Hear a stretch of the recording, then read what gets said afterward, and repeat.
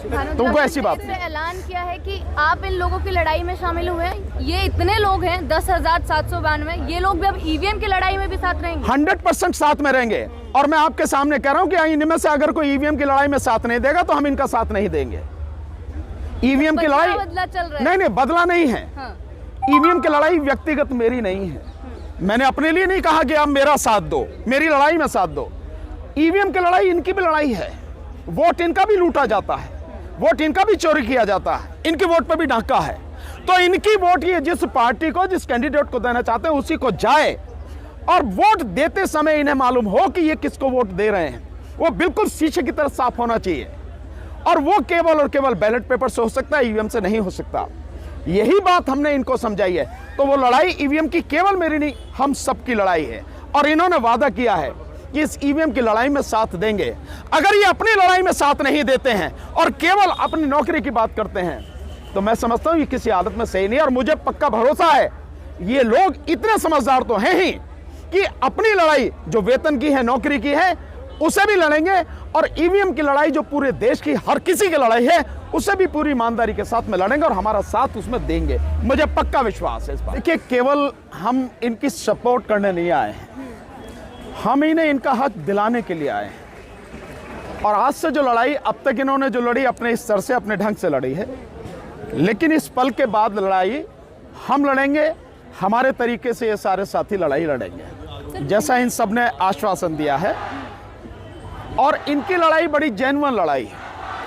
ये सबको समझने की जरूरत है कि सरकारें लगातार जो कमजोर हैं, जो मजदूर हैं, उन पर अत्याचार कर रही हैं। ये मार्शल हैं, इनकी संख्या 10,000 से ज़्यादा है, 10,792, जिसमें सिविल डिफेंस के भी कुछ साथी हैं। और 1968 का कोई कानून है जिसका हवाला देके पहले इनको रखा गया और अब निकाल दिया गया बेवजह। इनमें से लोग 9 साल से लेकर 20-20 साल से सर्विस कर रहे हैं। आप किसी को अचानक निकाल देते हो, ये कौन सा तरीका है? जो सरकार का काम है कि लोगों को अधिक से अधिक नौकरी दें। और दिल्ली सरकार में जब केजरीवाल जी चुनाव में थे, उन्होंने बाकायदा ये कहा था कि मेरी सरकार बनेगी तो जितने कच्चे हैं उन सबको हम पक्का करेंगे।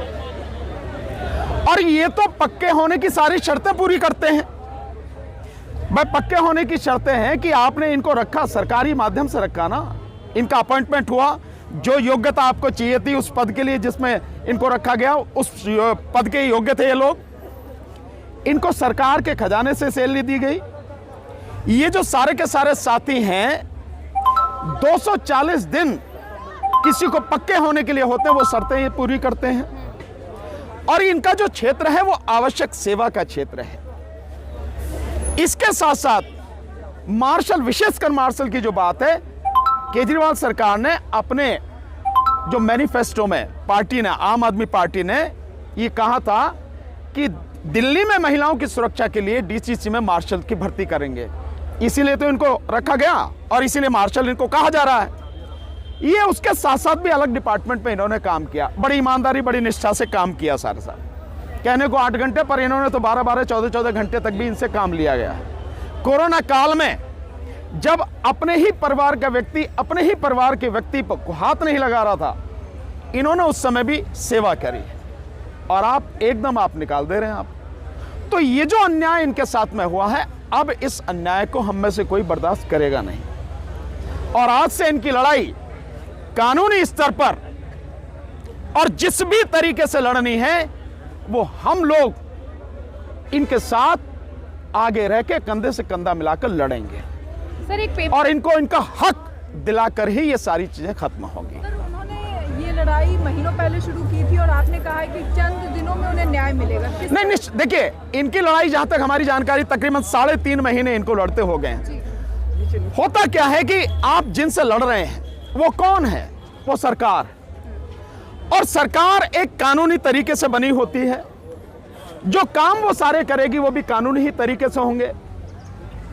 मजदूर अधिकतर क्या होता है कि उसको कानून की बहुत जो पेचीदगियां होती है उसकी जानकारी नहीं होती। जैसे इन साथियों को नहीं मालूम कि ये 9-9 साल सर्विस करके आए, तो इन सारे साथियों को पीएफ मिलना चाहिए था, प्रोविडेंट फंड जो होता है इनका, इनको नहीं पता, नहीं मिला।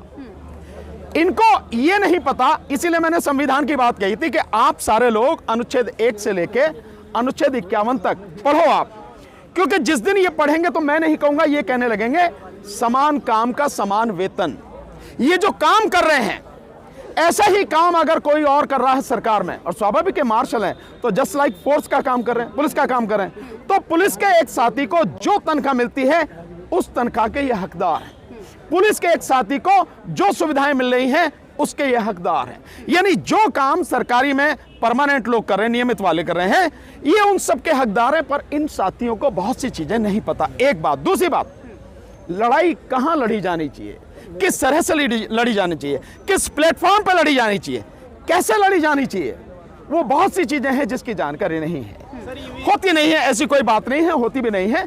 तो हम वो सारी चीजें, हमारी पूरी टीम इसको जानती है, इसलिए इन सारे साथियों को इनका हक मिले, ये और इनका परिवार अच्छी तरह से जीवन जिए, खुशहाल हों, इनके बच्चे आगे बढ़ें, इससे बेहतर हमारे लिए कुछ नहीं हो सकता, इनके लिए भी जो है।